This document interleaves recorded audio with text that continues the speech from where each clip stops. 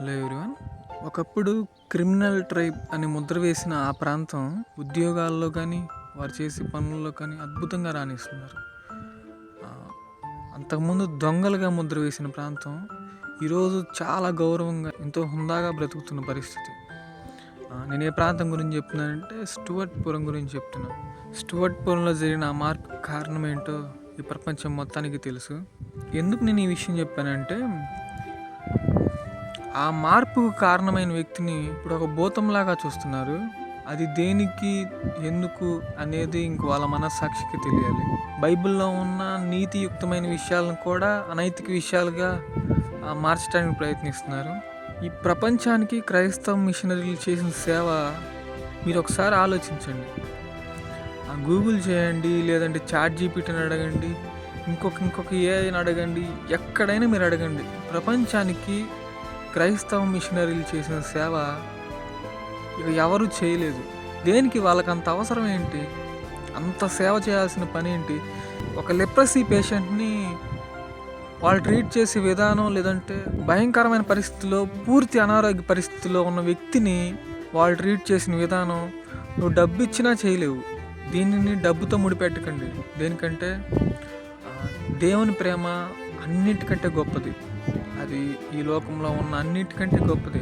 ఆ ప్రేమను వాళ్ళు తెలుసుకున్నారు కాబట్టే ఎదుటి వ్యక్తిని ప్రేమించగలిగారు. నిన్ను వలె నీ పొరుగు వారిని ప్రేమించమని బైబిల్ చెప్తుంది కదా. ఆ బైబిల్ మాట ప్రకారం వారి కళ్ళెదుటి ఇబ్బంది పడుతున్న వ్యక్తుల్ని వారు చూస్తూ ఊరుకోలేకపోయారు.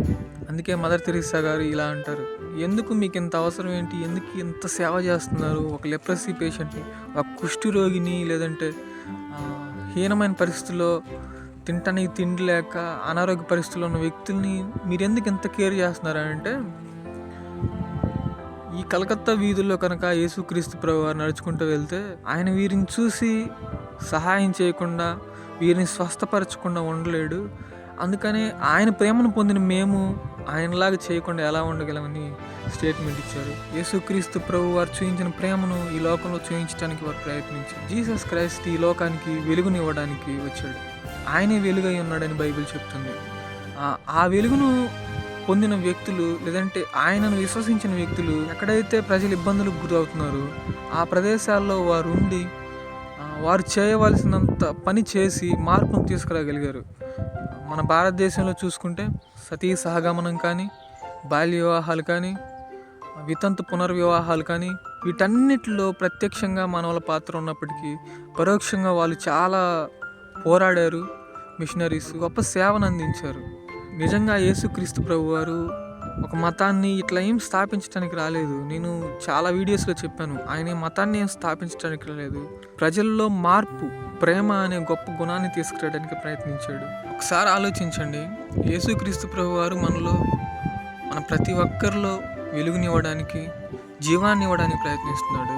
అది ఎంత కఠినమైన వ్యక్తి అయినా సరే, ఒకవేళ నువ్వు క్రీస్తుకి లేదంటే ఆయన భావజాలానికి వ్యతిరేకంగా ఉన్నావేమో, ఆయన చేసిన మార్పు ఈ లోకంలో ఎవరు తీసుకురాలేకపోయారు. ఒక మనిషి వ్యసనాల నుంచి బయటకు తీసుకురావడానికి ఏ మనిషికి సాధ్యం కాలేదు, కానీ యేసుక్రీస్తు ప్రభు వారు చేశారు. తాగుబోతుల్ని, వ్యభిచారాలని, నరహంతకుల్ని, భయంకరమైన రౌడీయిజం చేసే వారిని కూడా యేసుక్రీస్తు ప్రభు మార్చగలిగాడు. ఆయన నూతనంగా కొత్త జీవితాన్ని ఇవ్వగలిగాడు. అనేక పాపాలు చేసిన వ్యక్తులను కూడా మార్చి నూతన జీవితాన్ని ఇవ్వడానికి ఆయన సిద్ధపడ్డాడు, చేశాడు కూడా. అనేక సాక్ష్యాలు మన కళ్ళ ముందు ఉన్నాయి. అవన్నీ కల్పితాలు కాదు, అబద్ధాలు కాదు. ఒకసారి మీరు కూడా ఆలోచించండి, ఇంత హేట్ యేసుక్రీస్తు ప్రభు వారి మీద అవసరమా? మనం ఏం సాధించాం? మనం అరిచేతితో సూర్యుని ఆపలేం కదా. అట్లనే యేసుక్రీస్తు ప్రభు వారు కూడా వెలుగై ఉన్నాడు.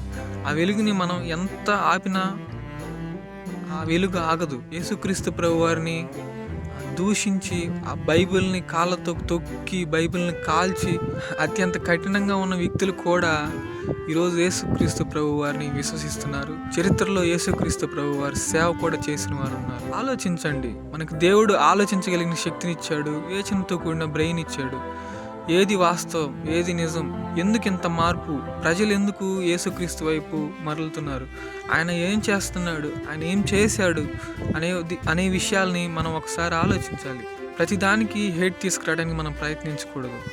ఆ విషయాన్ని మీరు ఆలోచించి ఆ యేసుక్రీస్తు ప్రభువారు నిజంగా వెలుగై ఉన్నాడా, ఆయన మనకి వెలుగు ఇవ్వడానికి ప్రయత్నిస్తున్నాడా, ఆయన నిజంగా మన పాపాల కోసం చనిపోయాడా, ఈ చరిత్రలో ఉన్నాడా? చరిత్ర ఆధారాలు చాలా ఉన్నాయి.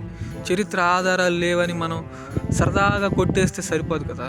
చరిత్రలో ఆధారాలు ఉన్నాయి, ఆయన బ్రతికినట్లు హిస్టారికల్ ప్లేసెస్ అన్నీ ఉన్నాయి. కానీ మనమే వాటిని ఒక మాయలాగా, ఒక అబద్ధంలాగా అంత అవసరం ఏంటి? చిత్రీకరించాల్సిన అవసరం లేదు కదా. వాస్తవాన్ని వాస్తవంగా అంగీకరించలేనప్పుడు మనం మనుషులుగా బ్రతకటం కూడా వేస్ట్. ఈ లోకంలో మనం సత్యాన్ని ఎప్పుడూ పూడ్చిపెట్టలేం. వాస్తవాన్ని వాస్తవంగా అంగీకరించినప్పుడే మనం మనిషిగా ఈ భూమి మీద బ్రతకగలం. లేదంటే పశువులకి మనకి ఏం తేడా ఉండదు. కాబట్టి ఒకసారి ఆలోచించండి. యేసుక్రీస్తు ప్రభువారు మనకి నూతన జీవితం ఇవ్వడానికి, మనలో కూడా మార్పు తీసుకురావడానికి ఆయన ఇష్టపడుతున్నాడు.